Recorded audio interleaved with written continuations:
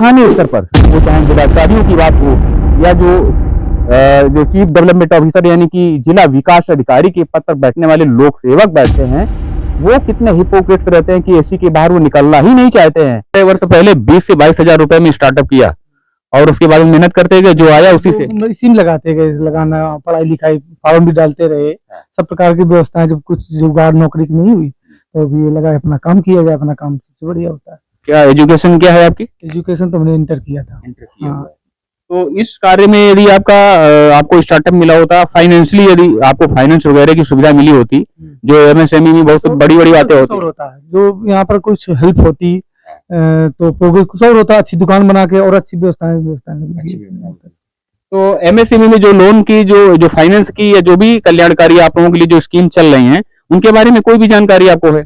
उनके मुझे तो नहीं पता, ये आज मैंने आपके मुंह से पहली बार सुना। हमारे मुंह से पहली बार सुना है। नमस्कार दोस्तों, ये जनपद कानपुर देहात की सीमा में है अभी, और कानपुर देहात और नगर की सीमा के आसपास ही है ये बागपुर और बैरी का क्षेत्र है। और एमएसएमई मंत्री जी जो हैं उनके लिए आता है, जो केंद्र में बैठे उनके लिए भी और जो उत्तर प्रदेश में बैठे उनके लिए भी।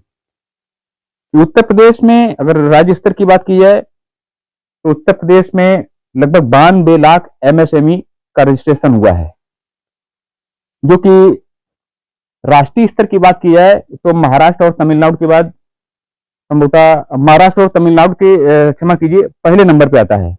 और देश में राष्ट्रीय स्तर पर भारत में एमएसएमई में अगर अव्वल नंबर की बात की जाए तो उत्तर प्रदेश, महाराष्ट्र और तमिलनाडु यानी कि 3 राज्यों में एमएसएमई अधिक तादाद में रजिस्ट्रेशन हुए, डेवलप हुआ। तो एमएसएमई की स्थिति जो है वो जो आंकड़े कहते हैं और जो धरातलीय यानी कि वास्तविक स्थिति है उसमें अंतर कितना रहता है, सरकारों में बैठने वाले लोगों को ये तो समझना ही पड़ेगा।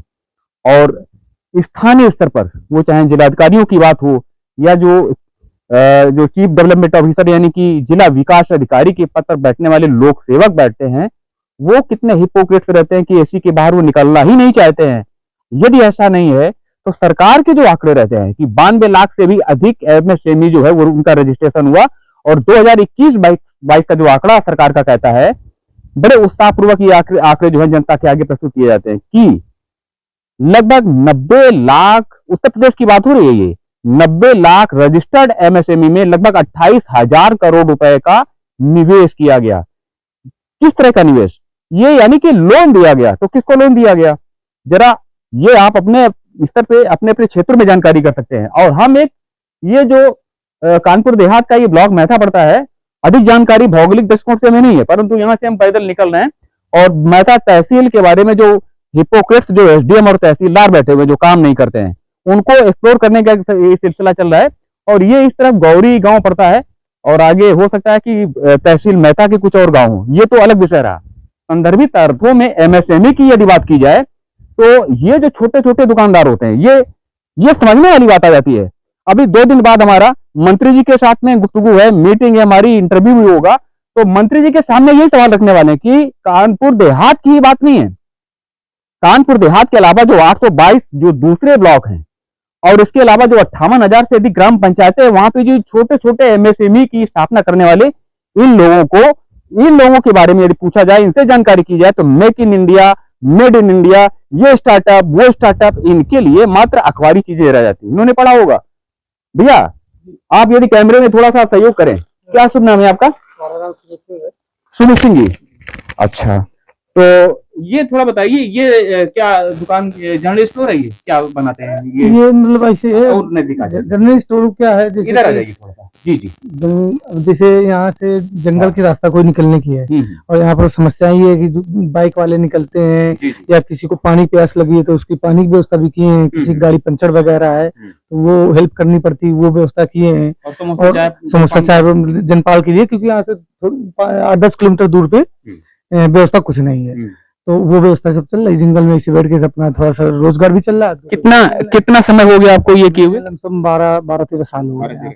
कितनी आपने कैपिटल, कितनी पूंजी कितनी लगाई थी इस काम में? पूंजी तो बहुत कम लगाई थी, उसको धीरे धीरे से डेवलप करते करते ऐसे 20-22 हजार रुपए से स्टार्टिंग की थी मैंने। 12 वर्ष पहले 20 से 22 हजार रुपए में स्टार्टअप किया और उसके बाद मेहनत करते गए, जो आया उसी से इसी में लगाते गए, लगाना, पढ़ाई लिखाई, फॉर्म भी डालते रहे, सब प्रकार की व्यवस्थाएं, जब कुछ जुगाड़ नौकरी की नहीं हुई तो भी ये लगा अपना काम किया जाए, अपना काम सबसे बढ़िया होता है। क्या एजुकेशन क्या है आपकी? एजुकेशन तो मैंने इंटर किया था। इंटर किया हुआ है।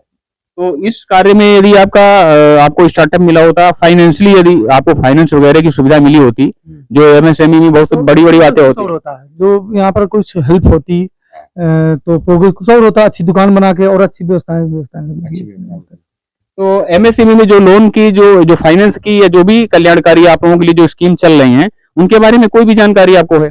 उनके नहीं, मुझे तो नहीं पता, ये आज मैंने आपके मुंह से पहली बार सुना। हमारे मुंह से पहली बार सुना। मुझे नहीं पता। तो ये कितनी बड़ी विडंबना है, आप सभी लोग अनुमान लगा सकते हैं कि ये कितनी बड़ी विडंबना है कि इनको एमएसएमई के बारे में कोई जानकारी ही नहीं है, और इन्होंने अपने हिसाब से जो काम किया हुआ है वो अपने आप में जो स्टार्टअप का बिल्डअप इन्होंने किया हुआ है, इसलिए किया हुआ है कि इनको कोई रास्ता सूझ ही नहीं रहा होगा, और इनको सरकार की किसी भी प्लानिंग के बारे में कोई भी जानकारी। भाई साहब जरा 1 मिनट लेंगे, बस 1 मिनट लेंगे आपका।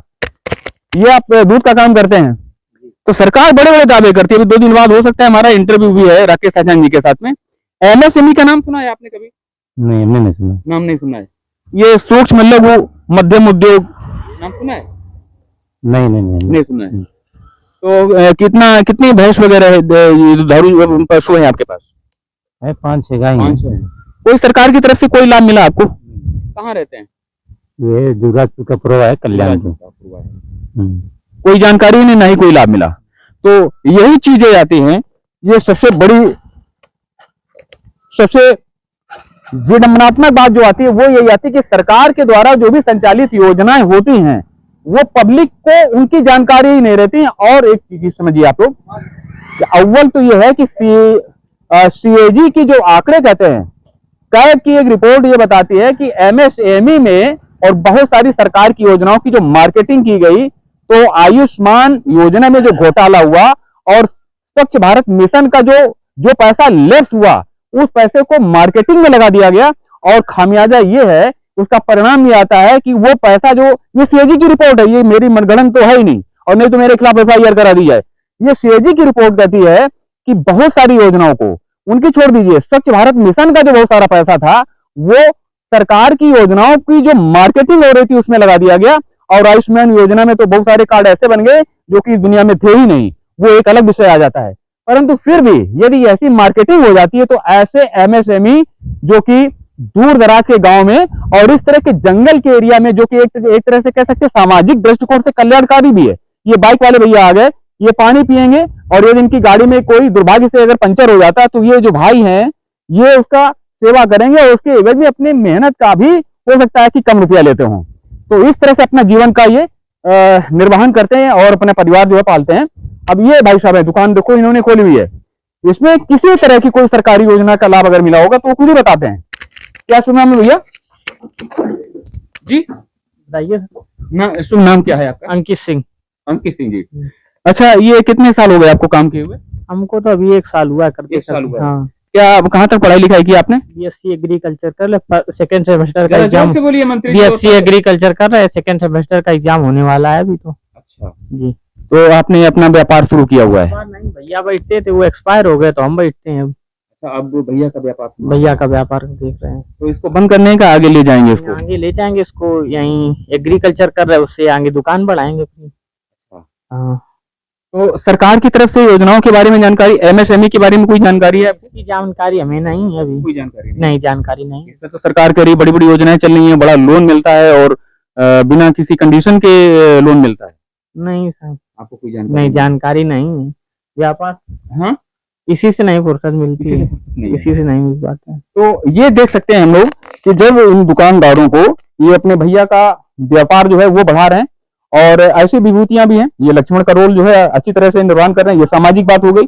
परंतु सवाल ये आता है कि ऐसे एमएसएमई जो हैं, जो सूक्ष्म लघु एवं मध्यम उद्योग की जो बात होती है, उसमें उत्तर प्रदेश में जो आंकड़े प्रस्तुत किए गए, तो 25 करोड़ की आबादी में यदि 92 लाख एमएसएमई का रजिस्ट्रेशन हुआ है, तो इसमें सरकार जो अपनी पीठ थपथपाती है, तब सवालिया निशान एक आता है, एक सवाल पैदा होता है कि सरकार जो कार्य करती है उस थोड़े सो को बड़ा क्यों दिखाना चाहती है। यानी कि सरकार की मंशा में ये कोट है कि हम थोड़ा करेंगे और उसको ढिढोरा बड़ा कर देंगे, यानी कि ढिढोरा पीटेंगे दूसरे का बड़े का और कार्य होगा छोटे का। यदि ऐसा नहीं है तो ये एमएसएमई जो है, मंत्री जी आप भी देखिए और सारे विधायकगण देखें, और कानपुर देहात में तो 3-3 4-4 मंत्री हैं। शर्म करने की बात आ जाती है कि ऐसे युवा जिनको कि काम मिलना चाहिए था, ऐसे युवा आज की तारीख में एमएसएमई के बारे में जानते ही नहीं है। तो हवा का जो गुब्बारे में जो हवा भरी थी वो फुस हो जाती है कि एमएसएमई सहित जितनी भी 147 प्रकार की जो वेलफेयर जो पॉलिसीज जो कि गांव वगैरह में संचालित होती हैं, उनका हश्र क्या होता होगा, इसका हम सभी अनुमान लगा सकते हैं। तो ऐसे आप लोग ऐसे एमएसएमई में जो युवा हैं और जो एक तरह से अनफॉर्चुनेट मूवमेंट उनकी लाइफ में चलता रहता है, इसके बारे में क्या विचार करते हैं अवश्य लिखिएगा और देखते रहिए अविनाश बागची ऑफिशियल। जय हिंद।